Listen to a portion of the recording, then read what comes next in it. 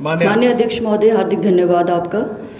इससे पूर्व कि मैं अपना प्रस्ताव प्रस्तुत करूं, मेरी एक विशेष निवेदन सर आपसे है, क्योंकि मैंने 0R के लिए भी अपना एक इशू दिया था जो बहुत इम्पोर्टेंट है, तो वो लिस्ट नहीं हो पाया। तो मेरा आपसे रिक्वेस्ट है सर, अगर उस पर भी मुझे मौका दिया जाए। 62 खत्म करो पहले मैं इस पे बात करूंगी। Thank you sir, thank you so much. तो सर, आपकी अनुमति से मैं प्रस्ताव प्रस्तुत करती हूँ कि राजकीय वरिष्ठ माध्यमिक पाठशाला लोसर में घटी आगजनी की घटना से उत्पन्न स्थिति की ओर सदन का ध्यान आकर्षित करना चाहूँगी। सर, ये मैं सदन को अवगत कराना चाहती हूँ कि इस सप्ताह सोमवार के दिन 16 दिसंबर के दिन आगजनी की घटना हमारे जो वरिष्ठ माध्यमिक स्कूल है लोसर, वहाँ पे घटी थी। लगभग शाम के वक्त ये घटना घटी थी, 6-7 बजे के बाद ये घटना हुई। उस समय स्कूल में शायद कोई भी नहीं था, और जहाँ तक मेरी जानकारी के अनुसार जो बात मेरे समक्ष आई है, तो इसमें हमारे 4 कमरे बुरी तरह जल गए और लाखों का इसमें नुकसान हुआ, जिसमें लाइब्रेरी हॉल भी मौजूद शामिल है और स्टाफ रूम भी शामिल है। तो सर, मैं विशेष धन्यवाद करती हूँ आईपीएस डिपार्टमेंट का, क्योंकि हमारे पास वहाँ पे फायर सब स्टेशन तो है नहीं, ना कोई फायर का वहाँ पे एम्प्लॉई मौजूद है। उसको साइड में रखते हुए हमारे जो जल शक्ति विभाग के कर्मचारी थे या अधिकारी थे, उनकी मौजूदगी से, और जो हमारे ग्रामवासी थे और जो स्कूल का स्टाफ था, उन सभी के सहयोग से उसका आग को काबू पाया गया और फर्दर नुकसान से बचाया गया। उसमें से कोई जानी नुकसान नहीं हुआ, पर 4 कमरे हमारी बुरी तरह नष्ट हो गए और लाखों का इसमें नुकसान हुआ।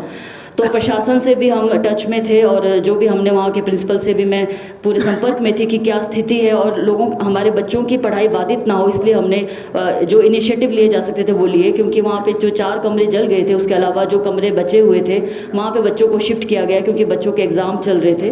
और साथ में जो हमारा जेई का रेजिडेंस है, वहाँ पे भी बच्चों की क्लासेस लगाई गई, क्योंकि उनके एग्ज़ाम चल रहे थे।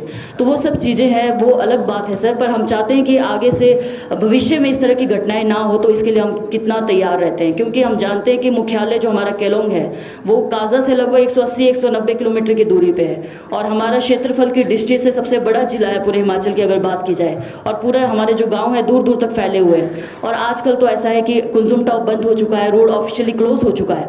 तो ये कोई दुख नहीं बनता कि अगर काजा में आग लगी है तो केलोंग से कोई गाड़ी उसको आग बुझाने के लिए जाए। तो ये मेरा विशेष निवेदन है सर, और ये भी मैं सदन का ध्यान इसमें आकर्षित करना चाहूँगी।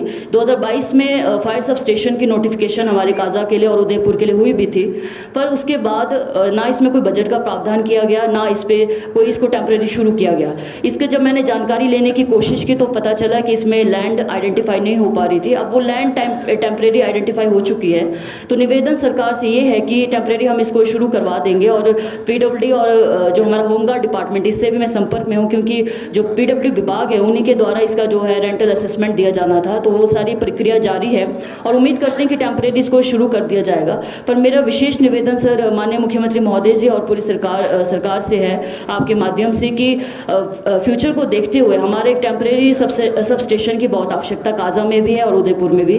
उदयपुर में मैं बताना चाहूँगी कि टेम्परेरी से शुरू कर दिया गया है और वहाँ पे हमारे एम्प्लॉयज़ तैनात भी हैं, पर वहाँ पे भी छोटी गाड़ी नहीं है हमारे पास। 3 दिन में अगर कोई आग लगती है तो उनकी बड़ी गाड़ी स्टार्ट होने में और वहाँ पहुँचने में पूरा दिन निकल जाता है। ये हमारे लोगों की मतलब खुद इनकी भागीदारी रहती है कि कहीं भी आगजनी की घटना होती है तो लोकल लोग उसमें खुद आग बुझाने में सबसे आगे रहते हैं, और डिपार्टमेंट के पहुंचने से पहले वो आग कंट्रोल हो जाती है। तो इस चीज़ को देखते हुए मेरा ये विशेष निवेदन है सर कि छोटी गाड़ियों की बहुत ज़्यादा आवश्यकता हमारे उदयपुर फायर सब स्टेशन में भी है, और ये निवेदन करते हैं कि काजा सब स्टेशन के लिए बजट का प्रावधान किया जाए और परमानेंट एक सब स्टेशन, हमारा फायर सब स्टेशन वहाँ पर जल्द से जल्द शुरू किया जाए।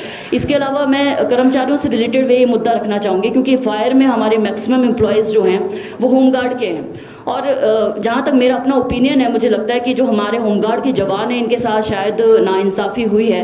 अगर मैं अपने ट्राइबल ज़िले की बात करूँ या अन्य जनजातीय ज़िलों की जब हम बात करते हैं तो जहाँ तक मेरी जानकारी है कि इन्हें जनजातीय भत्ता नहीं दिया जाता है। मतलब 2015 से बाद इनका जनजातीय भत्ता बंद कर दिया गया है। तो ये कहीं ना कहीं मुझे लगता है नाइंसाफ़ी है।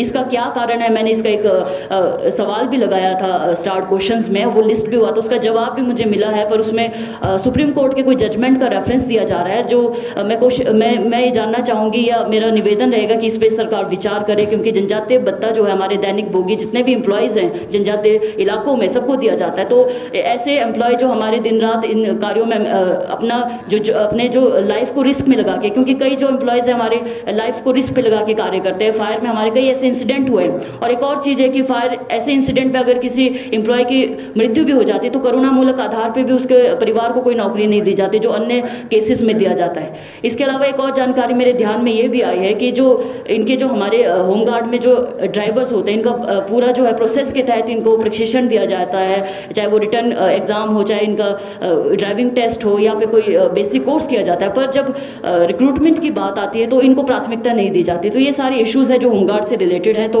माननीय अध्यक्ष महोदय, आपके माध्यम से मैं सरकार से निवेदन करना चाहूँगी कि इस पर गौर किया जाए। और फायर सब स्टेशन की बहुत ज़्यादा हमारी ज़रूरत भी है, मांग भी है। काजा और उदयपुर में फिलहाल ये चल रहा है, काजा में बहुत जल्द स्टार्ट हो जाए, इसके लिए भी माननीय मुख्यमंत्री महोदय से विशेष निवेदन करते हैं। और जो कर्मचारी दिन रात अपने जीवन को रिस्क पे लगा के कार्य करते हैं, आग के बीच में जाके जो कई लोगों की मृत्यु भी हुई है, तो इस पर भी ध्यान दिया जाए और इनके साथ इंसाफ हो। बस यही मैं मांग करती हूँ। बहुत बहुत धन्यवाद सर। और इसके अलावा जो मैंने 0 आवर के लिए जो विशेष निवेदन आपसे किया, मुझे उम्मीद है कि आप मौका देंगे। Thank you sir. लास्ट में देखें माननीय